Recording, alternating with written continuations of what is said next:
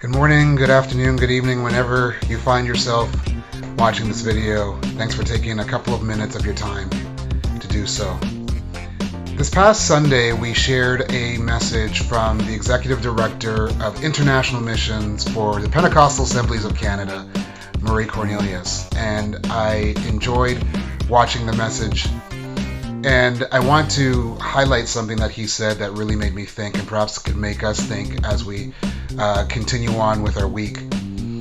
He talked about hearing someone speak on the matter of two types of blessings that come to us.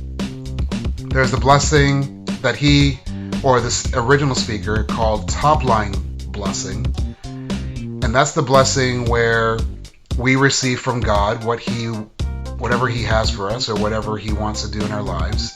So this type of top-line blessing would be provision. It would be the shirts, the clothes on our backs, the food on our table. It would also be the blessing that we get perhaps from just personal achievements, advancements, those types of things.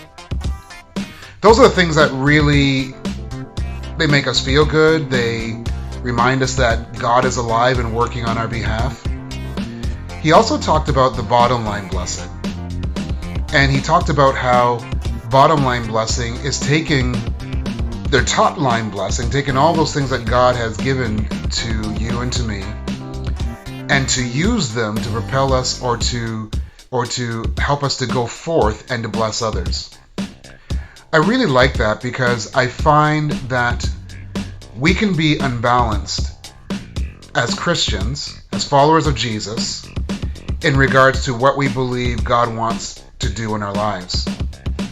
I think there's a lot of people who we are a part of the church, and we believe that the sign or the signature of our Christianity is how much God blesses us. So, in other words, it's how well our lives go. It's how God has favored us at work or at school. Are we getting the raise? Are we getting the good marks? That's God's favor, and that's a proof of our Christianity. I think there's a lot of us that think that way. We think if everything is going well, that is a proof that we are following God and that he is blessing us. And, it is a proof that we are following God and he is blessing us, but it's a difference when it's a proof versus being the proof.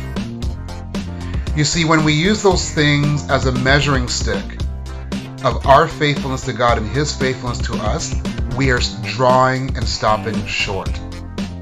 And that's why I like what Murray said when he said that there is a top line blessing, but there's a bottom line blessing.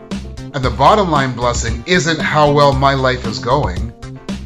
The bottom line blessing is how I'm allowing God to bless someone else through my life. You see, we need both things. Because if we don't have a top line blessing from God, then we're just running on our own strength. We're just running on empty. But if we don't have a bottom line blessing from God, then we are becoming people that are just hoarding. We're just getting spiritually fat.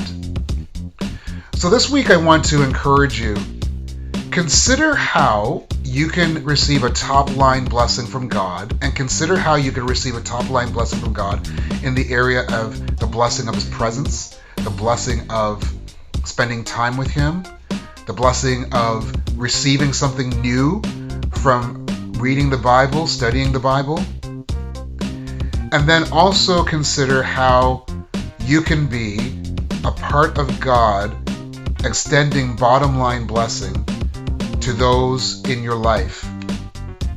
So, how is it that you can go from point A, which is to receive from God, to point B, which is to give for God and also for others?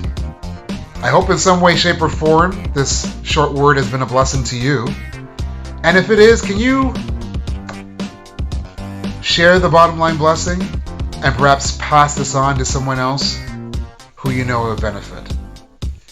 Have a wonderful week. And may God richly bless you that you would be a blessing to others.